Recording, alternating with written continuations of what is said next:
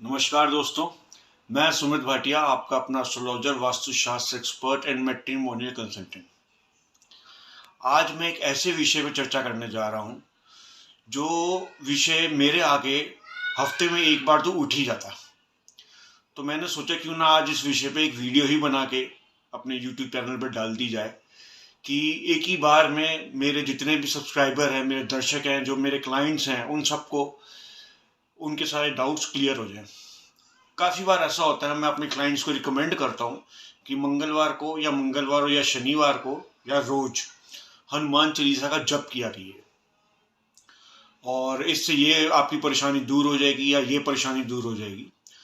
तो कुछ टाइम बीतता है, उसके बाद क्लाइंट मेरे पास आते हैं या फ़ोन पे बात होती है, टेलीफोनिक कंसल्टेशन लेते हैं, जैसे कि आचार्य जी, हमने आपके कहने पे किया तो सही, हनुमान चालीसा का जब रोज कर रहे हैं या मंगलवार शनिवार को आपने बोला था तो वैसे कर रहे हैं, लेकिन हमें कोई फायदा नहीं हो रहा। तब मैंने उनसे पूछा कि आप जब कैसे करते हैं। तो जब मैंने उन अपने सारे क्लाइंट से ये पूछा तो मेरे को ये पता चला कि जब करने का तरीका ही गलत है। अब जो चीज़ का तरीका ही गलत होगा तो उसका आशीर्वाद आपको या उसके फायदा आपको कैसे मिलेगा।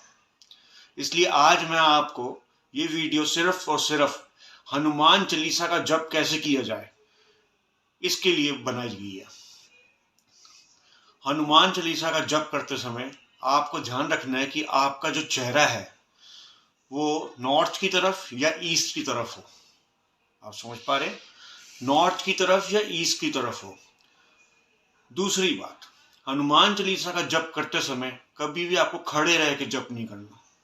आपको एक ऊनी लाल रंग के आसन पे बैठ के जप करना है। इस चीज का हमेशा ध्यान रखें और जल्दबाजी में नहीं करना। मैंने कई बार देखा है, सुना भी है कि काफी पंडित आचार्य जो ये कहते हैं कि 21 बार आपने जप करना है, और सुबह किसी के पास टाइम नहीं होता तो वो फटाफट फटाफट ऐसे स्पीड के अंदर जप करते हैं। ऐसा नहीं करना। आप एक ही बार करें बेशक जप, लेकिन आराम आराम से।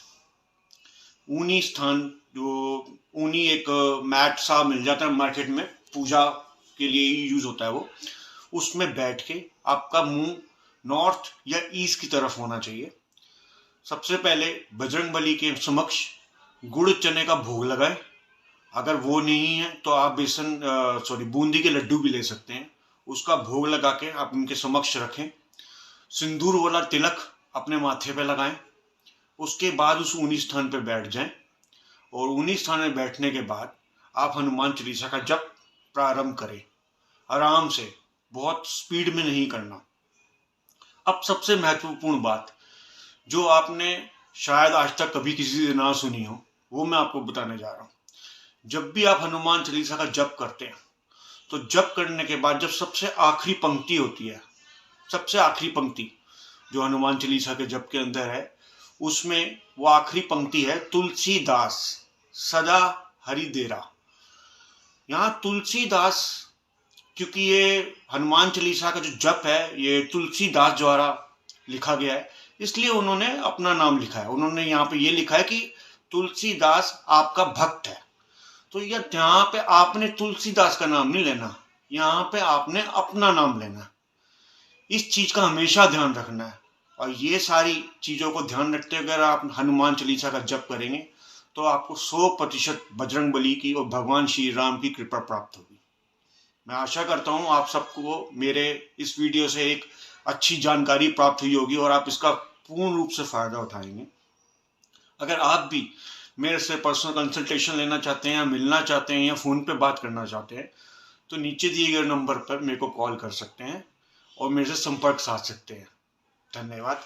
सुमित भाटिया।